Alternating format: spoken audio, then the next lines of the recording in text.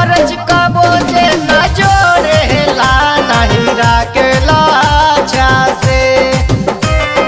खर्च कबो जे न जोड़ेला नहीं राखेला अच्छा से।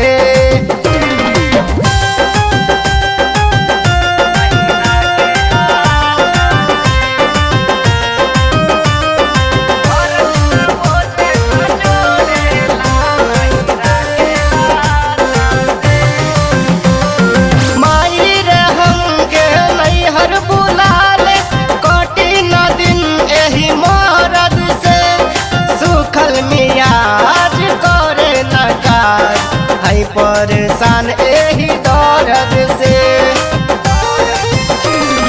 माई रे हमके नैहर बुलाले कटी न दिन एही मरद से।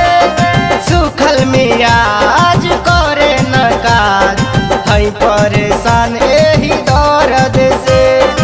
और हम दीवाना न बुझेला नहीं पवन साचा से।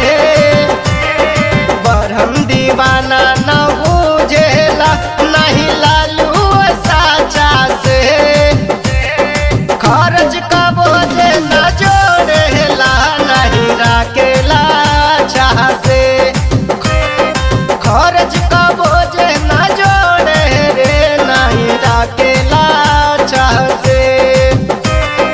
माई रे हमर शादी करैला कोना मर्द के बाचा से। माई रे हमर